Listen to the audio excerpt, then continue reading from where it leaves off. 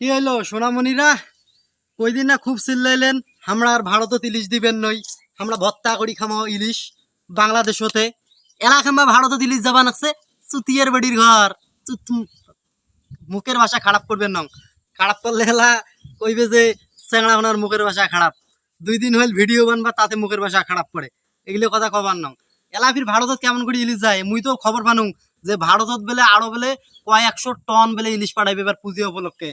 আমার এই যে মুদি দাদা বেলে নেবে কিনি, আমার ডাক্তার ইউনুস দাদু আসিফ নাহিদের কাছত। এলা হিন ইলিশ যাবা নাকছে, এলা তো কাউ আটকান না। তখন খুব চিল্লাই নেন যে ইলিশ দেবো না। তারপরে ফিরে যে ফারাক্কার বেলে বাদ বেলে নির্মাণ করেন, এলা তো কিছু নেই। মানে সময়ের সাথে সাথে তোমরাও পরিবর্তন হয়ে যান।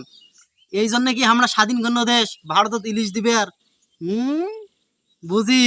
তলে তলে তোমরাও যান, ওই যে আমার সৈয়দপুর, তারপরে আফগানিস্তান